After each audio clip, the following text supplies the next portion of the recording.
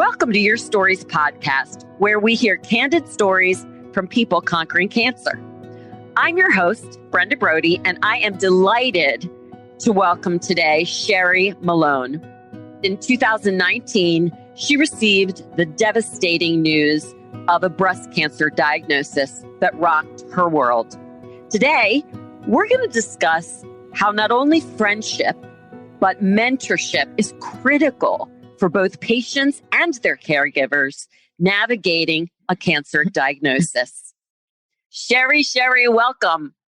Thank you. Thanks for having me. Let's start with this. You and I met over 50 years ago. Do you have any memory of when we met? It was certainly preschool, based on pictures that we have and memories, even in preschool. Yeah. You know, we were besties. I don't know if they called them besties back in 1970, but yeah, those were some good times. Do you want to tell us a little bit about when you first got the news that you had cancer? Yes, of course. I am going to backtrack just for a second. Go for it.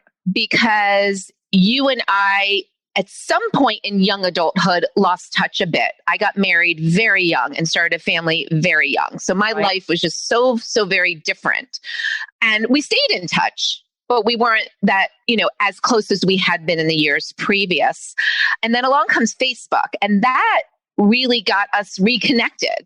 And that is where I learned of your breast cancer diagnosis. So that's a really important part to my story, because if it wasn't for the knowledge of what you were going through and how open you were on a social media platform, my story honestly would be completely different than it is. So I feel really thankful that we connected through that social media. I found out about your diagnosis and I followed every step of it. And we've talked about that recently, where you were creating this blog during your treatment, during all your surgeries, your recovery. And I, every day, read what you were going through.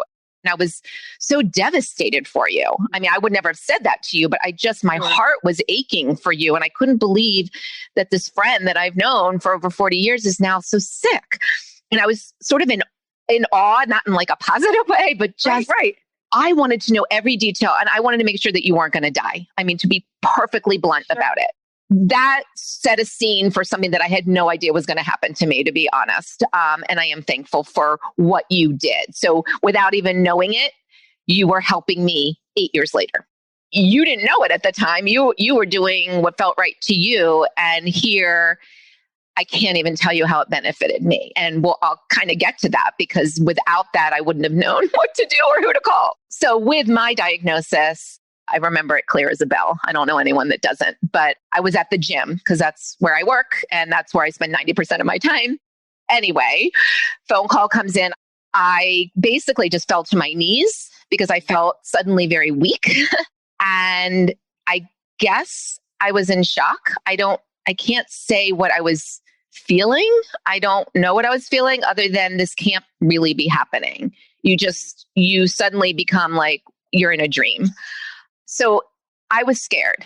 And my first phone call, still sitting on the floor in the gym, was to my husband.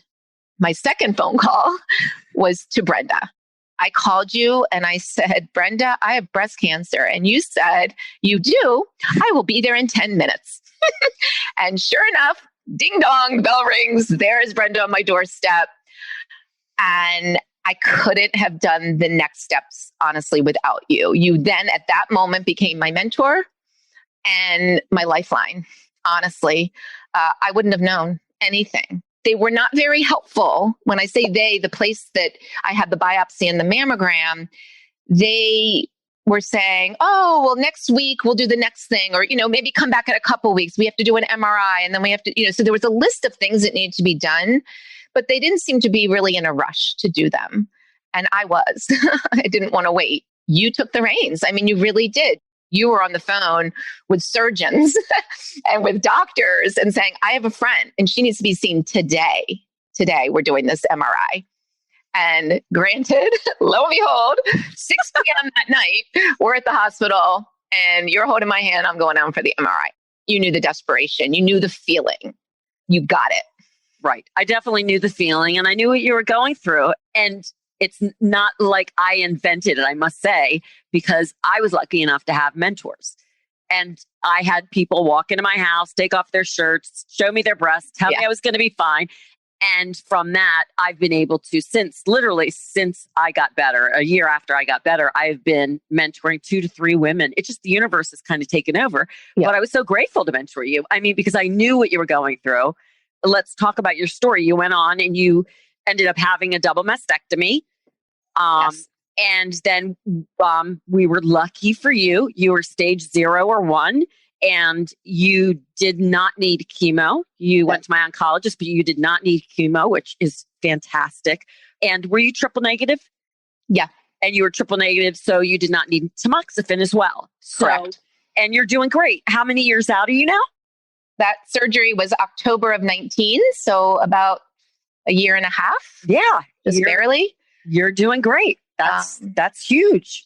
So I think you navigating the steps that were going to be in front of me, because there's a lot of steps. It's a long process, but you were giving it to me in these chunks, what needed to be known at that moment. And it was better than the doctors because I didn't always follow what they were saying. But with you, it was just a better understanding. Maybe it was just the friend thing. I'm sure that was a component of it. I think the doctors give great information, I find, but when you're in there, one is so nervous. Yeah. About I didn't what they hear it. Say. Yeah. I always tell people they should have someone taking notes with them. Yes. I know for me, I was always glazed over. I always had my sister or a friend in with me taking notes so I could look back. Yes. And you were there with me. So when the doctor was drawing me diagrams and telling me all these things, I was literally in a fog. I would have left there and been like, I have no idea what I'm doing next. The whole triple negative, all the lingo. I was like, oh my gosh, I just don't understand all this. And you made it so clear and easy to understand. You literally were my clarity. But, sometimes there's just a piece missing, and having that mentor, that person to provide the clarity and the understanding and the empathy, honestly, that's a huge part of it as well. I had a cheerleader. I call you a cheerleader now, but at the time we called you a bulldog. I was definitely assertive and aggressive, I guess we might say. Yes. And for those that don't have that, I think it's also important to know there are nurse navigators that the doctors have. And sometimes that resource isn't readily known, but there are people actually in the offices that can help with that. Yeah. Obviously, when you have someone who's been through it that you can reach out to, I think there's no better mentor than someone that's been through it. And not just for the patient. Yes, it's a full mentoring is for the patient, and it's wonderful, but it allows the family to kind of understand what the patient's going through. And your husband was an amazing example of someone who really was an incredible caregiver and was ready to help in any way, often though not knowing what to do since it's the first time he had been through it as well. He knew the stats. He knew that though you had a double mastectomy, you were a very early stage and he knew you were going to survive. So for him, he was kind of like, this is great. She's going to survive. But you had to go through all the emotions as the patient of fear and anxiety and also the mourning, the loss of your breasts. And he would, run into the bathroom and call me and go, okay, I think I'm being too positive. What do I do? And I was like, here you go. This is what you do. You have to acknowledge and be empathetic with her and validate. You don't understand, but you validate how she feels. Because right now she doesn't want to hear, I'm going to be great, because you were scared, depressed, mad, anxious, whatever it was. And when he learned to do that, it really did help you. Yes. Yeah. And you provided the tools. Road. Yes. And I think you provided those tools for him to use. Like he had the ability, he just needed that extra little oomph from you, and you were able to provide that. Yeah. And he allowed you to be vulnerable, which is what you needed to be, what we all need to be. It's a scary road, even if you know you're going to be fine, but it's a painful journey until the next test to find out if you need chemo until the next test, Right. and you were a lucky one that didn't, but you didn't know when you went into this. And also something that we talk about on the podcast in other episodes is that we can control only so much about what our family is feeling and what they know, because they're also getting outside influences. And that's the other thing, especially for your kids that are far away.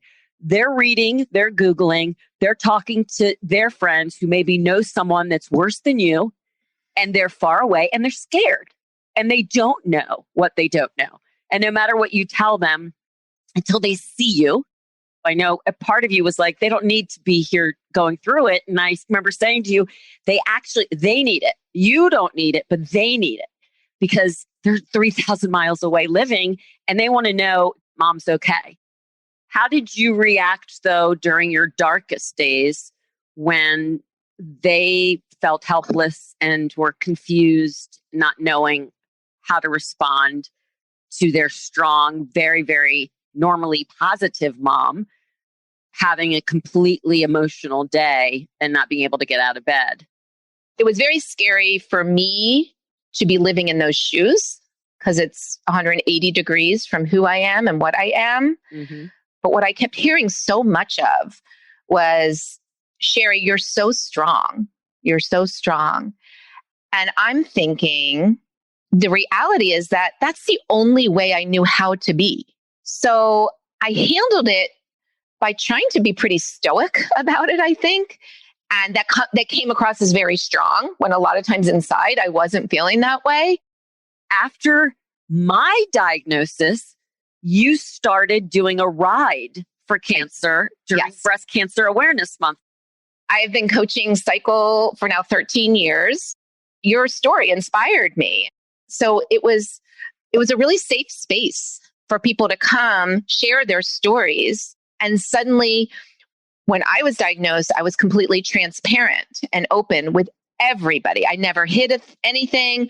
I was telling the details of everything that I was going through, but that allowed people to feel comfortable telling their story.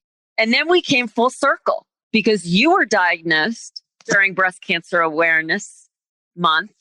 And I came to your gym and you had been riding year after year since 2013 for me. And right before your surgery, you and I rode for each other. We did. And I cried for and I remember looking at you, I'm crying, and there's 30 people on their bikes. And I just remember looking up at you and tears. And you looked at me and you shook your head like, it's okay. It's okay.